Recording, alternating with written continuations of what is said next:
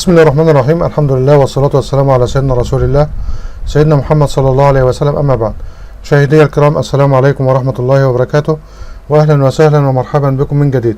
النهاردة إن شاء الله هنتعرف مع بعض على طريقة تحميل تعريفات أي كيسة أو جهاز لابتوب من نوع ديل من الموقع الرسمي بدون مشاكل وبخطوات بسيطة خالص، بدل ما تجيب التعريفات من مصدر غير موثوق وتعمل لنا مشاكل او توقع لنا الويندوز.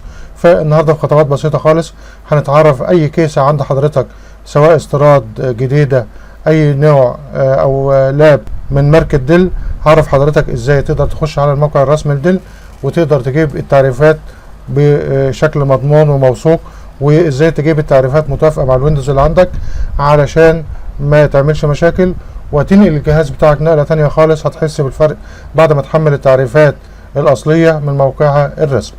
يلا بينا نبدأ على بركة الله.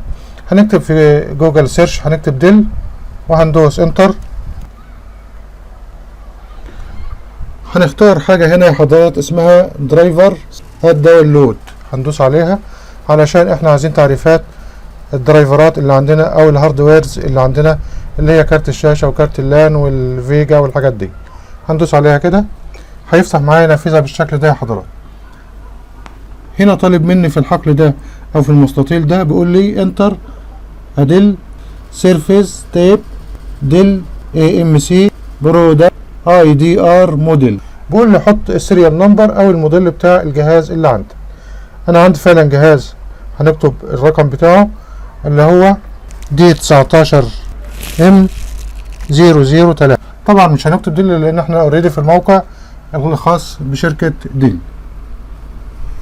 هندوس سيرش. مادام الموديل انت حضرتك كتبته سليم هيظهر معاك، هيديلك نتائج.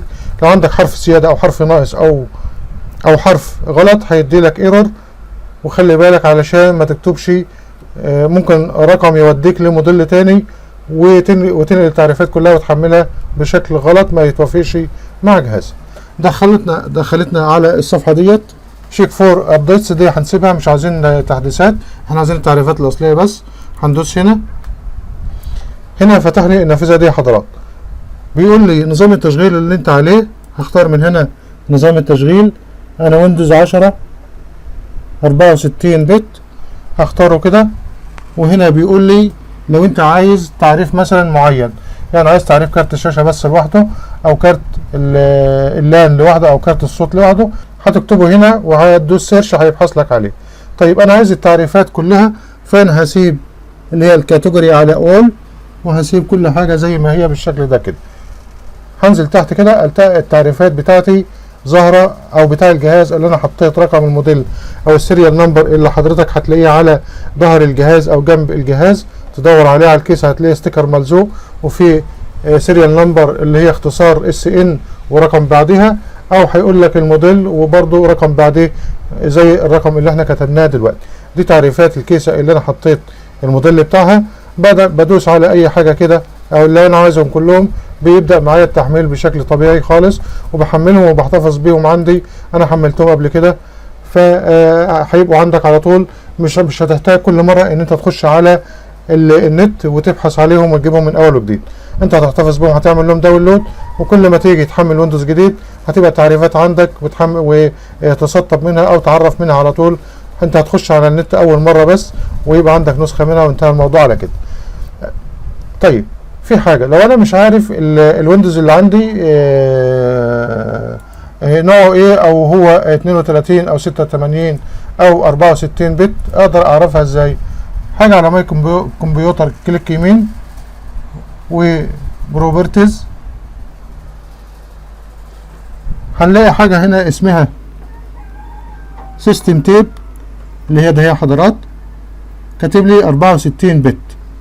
لو عندك 86 هيكتب لك هنا 86 او 32 حسب النظام اللي حضرتك عليه. فبنجيبها من هنا، بنعرفها لان هو بيدينا هنا بيانات نظام التشغيل. طيب بالشكل ده نكون وصلنا لنهاية الفيديو. لو عجبك الفيديو ادعمنا بلايك وكومنت وشير، ولو اول مرة تشوف القناة اشترك معانا، شرف لينا انضمامك لأسرتنا المتواضعة. ولو عندك تعليق او استفسار اكتب لنا سؤالك تحت هنرد عليه ان شاء الله. اشكركم والسلام عليكم ورحمة الله وبركاته.